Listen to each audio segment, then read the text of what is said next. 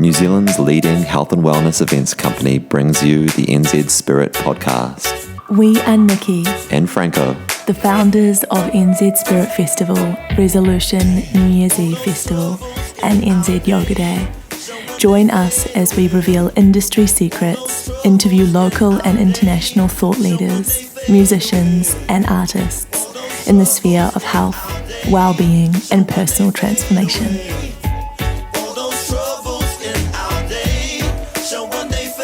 Welcome to this episode of the NZ Spirit podcast. We are thrilled to be joined today by Taane Mete, this incredible member of the Auckland yoga scene, an amazing dancer, a trailblazer in many, many ways. Thrilled to have you on board and chatting with us today. Welcome. Kia ora, Taane, welcome. Thank you, Nikki and Franko. It's awesome to be here. Awesome. So straight into it, you're the first teacher up for NZ Yoga Day, which is going to be at Western Springs on the 28th of November. And this is an event you've done for a couple of years where you bring a te reo aspect to your class. Thrilled to have you. How does it feel? Like when you started yoga, did you ever envision yourself teaching yoga in your native language one day, in this like mass class? When I first came to yoga, thank you, I never ever thought that I would be teaching at a festival and incorporating culture, my own language as a part of that class. For me, I was actually asked by a previous owner of a studio, I need you to teach classes and you need to go to training. And that was all I could think about, really. And once I started teaching and realizing that there is a much greater voice beyond me and that is a lot bigger than me, and I wanted to try and find a way to bring that alive that's authentic to me, my culture, and who I am as a human being. Wow, because you haven't always been a yoga teacher. Tell us that. Where did it all begin? Where did movement begin in your life? Because I know your story is freaking inspirational and I want to hear it.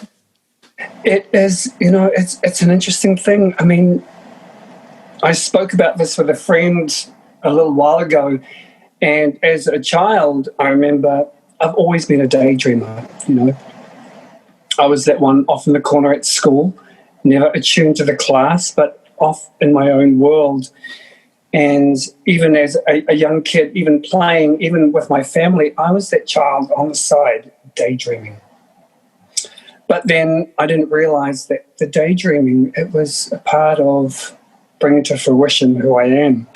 Wow. And daydreaming is so powerful. It's something that needs to be cultivated. Let the children daydream. Let them grow their dreams.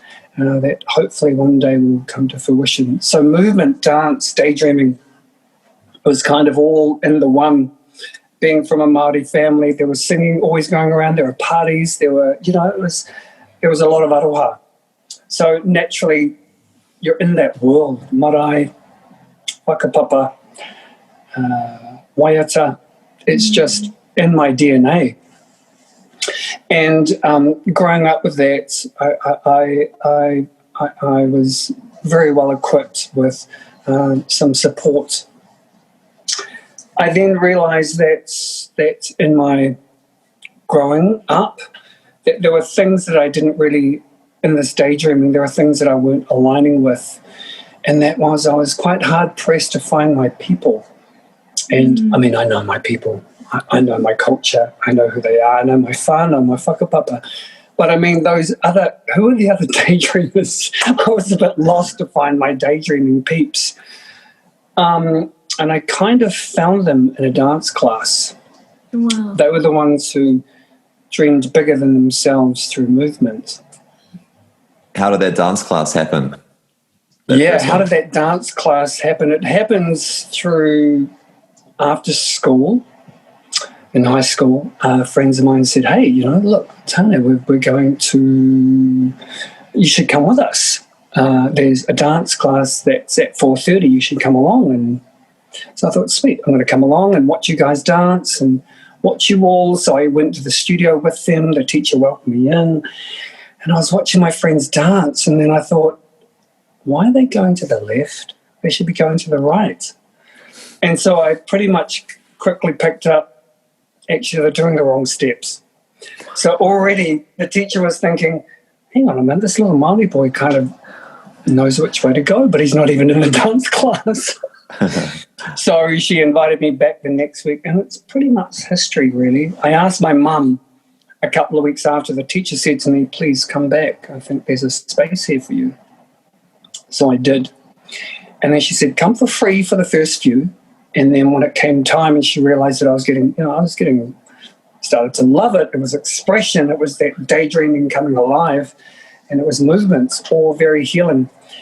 And then she said, I think you should join, but this is how much it's going to cost, etc. And this is what you'll need. So I went home to my mum that night and I said, I've got something to ask.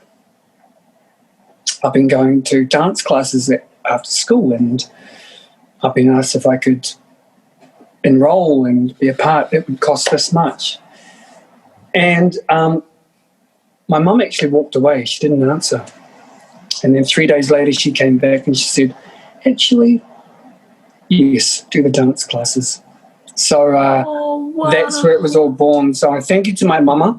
Oh, Mama. She helped me to bring my dancing to fruition. Yeah. And you had to walk there, eh? That's right. So part of the journey, she said, okay, cool. I will pay for your tuition. I'll get you what you need. You need to find your own way there. You need to find your own way back. Don't ask for a ride. You're not going to get it. And there I was thinking, well, that's quite a long way to the dance studio. How much do I want it? How much do I? Exactly. So, and I just went for it, and it was everything that I needed, everything that I wanted, it was expressive. It was, and you know what? My mathematics in school just rose. What? Because it's all about numbers and counts and wow. backwards and forwards and equations and wow. It was. And you found your people. I found my peeps, and I found that little key that unlocked a door, and I just needed to step through and get to the next door. So that was the starting of moving. And dance you've taken dance to what, as high a level as I think Nikki and I could say, as high a level as you can get. Well, I was very, very, very blessed with dance because it allowed me to sort of live a wonderful life and sharing on stages around the world and doing my dharma, doing the thing that I was meant to be doing. And I feel that was my gift to the world, was to be able to express on stage and share dance and movement on stage around the world. That is so incredible. So it was the great start to a movement, a way to move, Wow. And then it flowed into yoga. How did that happen? Yeah, and then, funny enough, so I went to yoga training, and my great friend Jace Tapatu, he and Justine Hamill, they were teaching the program, the training, and it was through Power Living in that time. And so I wanted to go to Jace because he's a buddy, and him and I used to kick around on dance floors years before, and we did some dance gigs. So it's kind of like reconnecting with my buddy.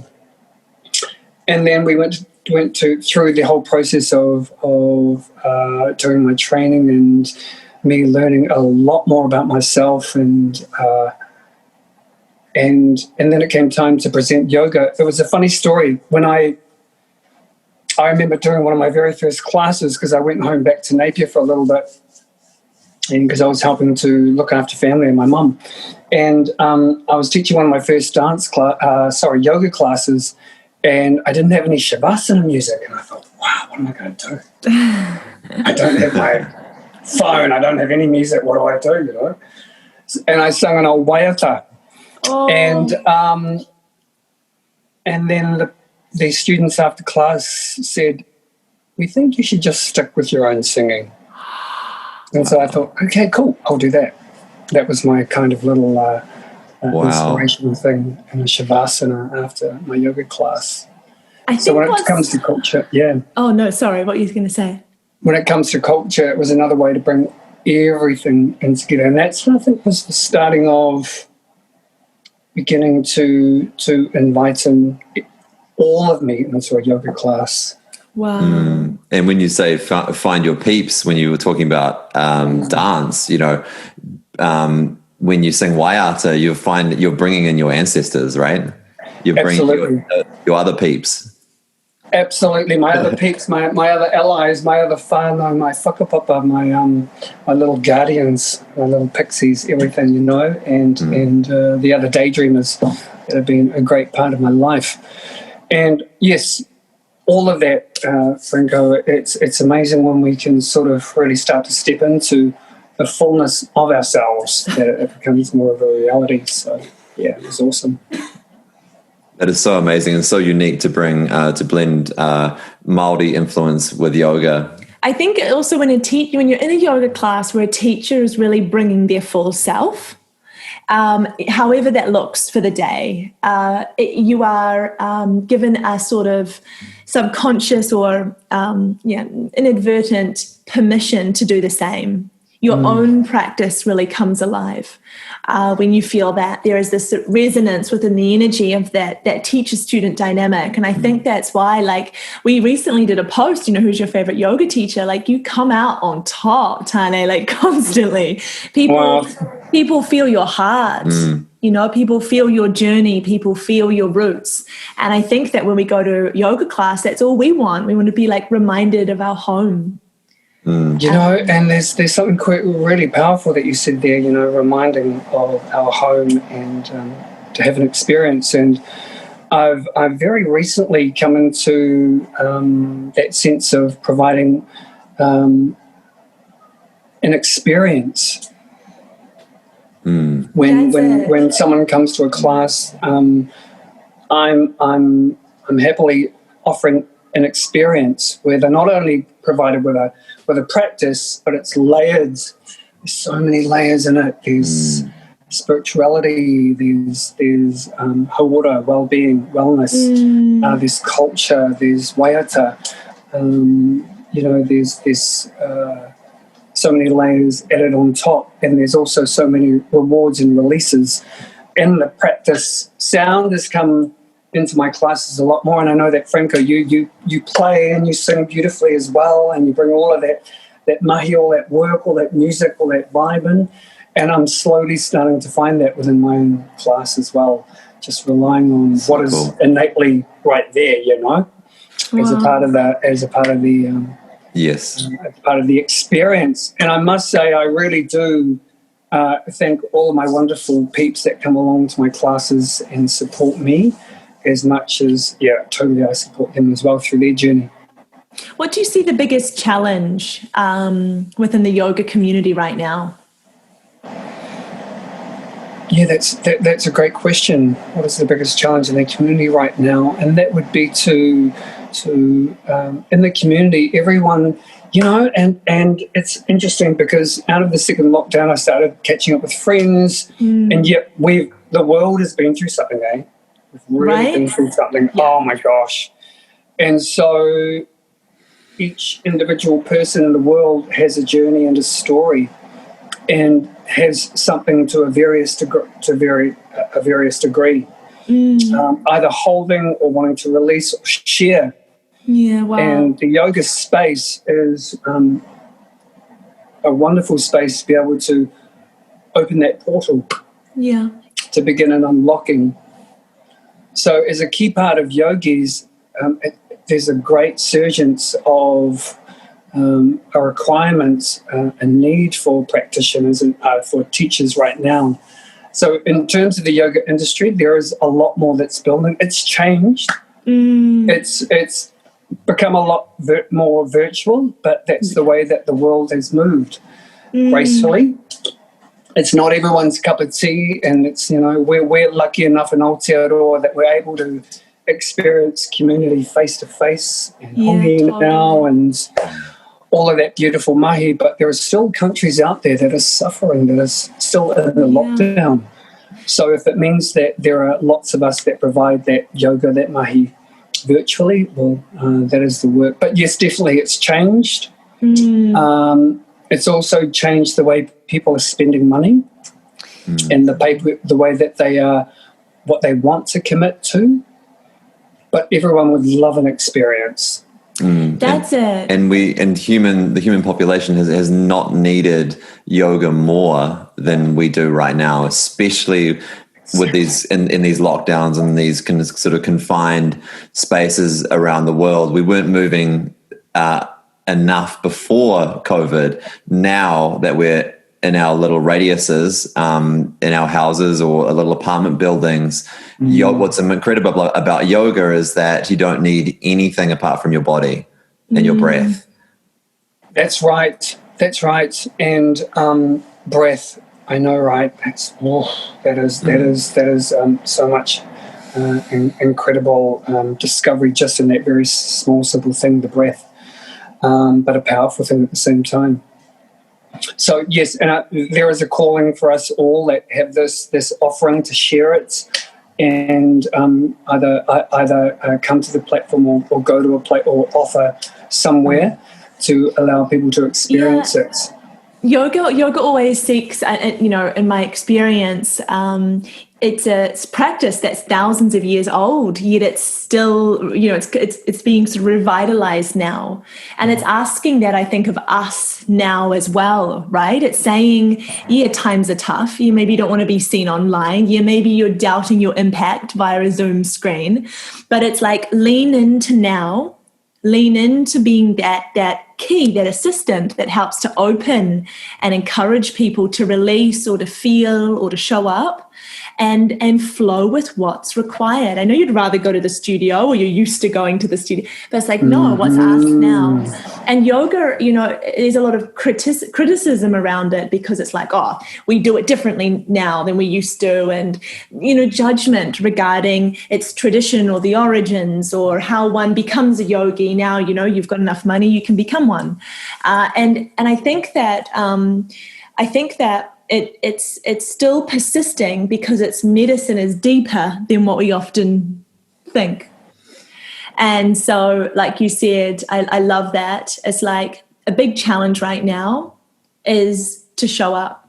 And if you can, offer this in some way that you can. Absolutely. And that's wonderfully said, Nikki. Thank you. Yes, it is. And it is that there are those that can access yoga, and it's available to them more because of Wi-Fi through the virtual realm internet. There is some that will never be able to access it just because of their location. But if there is a way that teachers out there can somehow reach others that are a little bit less unable to be in a studio or an environment, to do some mahi around that and to offer that in some way. It is, and you're right, we've been called on as the healers to offer this medicine, and it is amazing medicine. For me today, I even had some great discoveries in a class just today, and because it's Movember month, it was unlocking. And I shared some things that I thought, I really don't want to share that. But it honestly, it released. I'm glad I mentioned it, and I'm glad I mentioned what I did because, and it wasn't for me to, give myself gratitude. I've checked the box. It's more to, because I know that there's problems out there with men who find it hard to express. And in my very minimal and powerful discoveries, just with one drishti point, it unlocked a door that I let flood open. And so, I've got mahi that I've been doing, but it's a little slower than normal because I've just been kind of like just leaning into it a little bit. Yeah, wow. And man, you know what? That is okay. We say to ourselves as men too that we must, be the providers, keep busy, have this, have that. Yeah. But there is something powerful in just and just leaning in, as you mentioned, you know, and the listening and the different types of nourishment. Maybe it's a little bit less for a few hours. Maybe it's sitting, resting. Maybe it's a cup of tea. Maybe it's a meditation or a mantra or writing, painting, something. Yeah. Maybe it's just saying I am enough in this moment. That is it. I am enough. Exactly. You hit it smack on the dot. I am enough. Yeah. Already, right now, I am enough. Already. I don't have to do anything. Who's even judging me anyway? I'm probably my biggest judge. Give yourself an hour at least off that kind of circling talk, you know. That's right. And that little sort of, that fierce wheel that sort of goes round and round in our own heads, you know. Give that a little bit of a break as well, which is epic.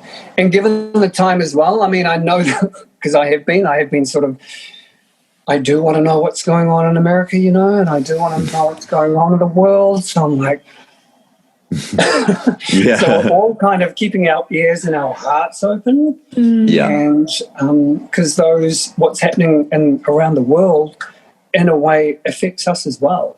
Oh, of course. Affects the world. The global community. If it's just if you're just drinking it or stationary or putting it in, because it's got huge impact with us here, with the work, with anyone who cares about humanity in any sense.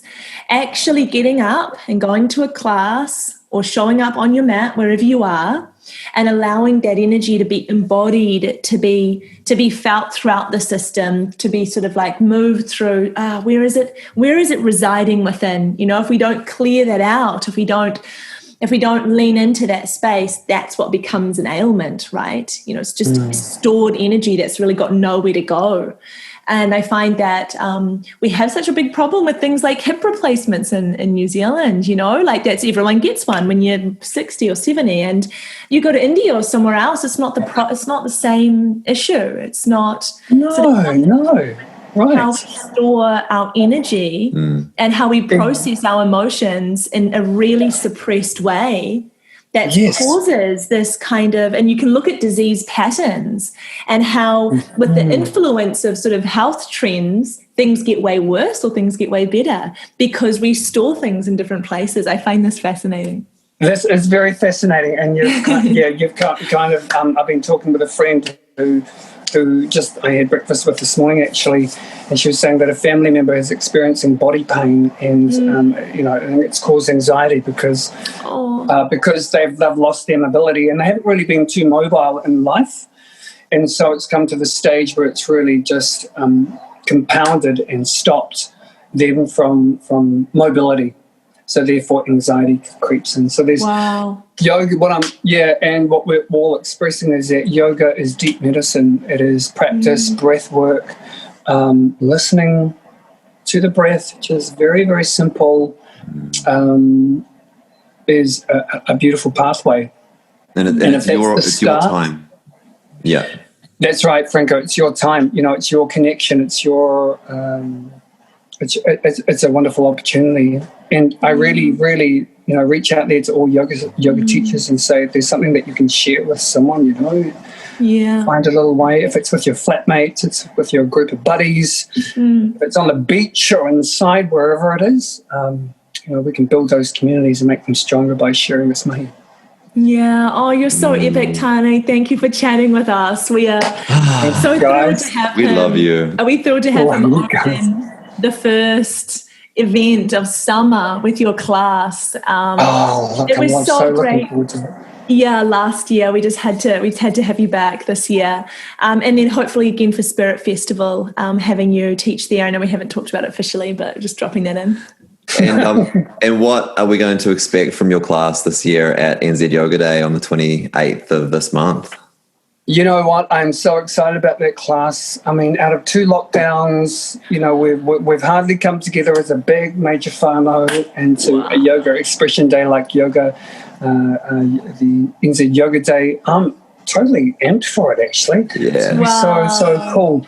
And what you can expect is And I don't know what to say because do I say it or do I not? Do I keep it a little bit of a gem? Keep it as a but I think my offering is I'm creating an experience to share with everyone through culture, through reo, through mana, Taane, and wahine.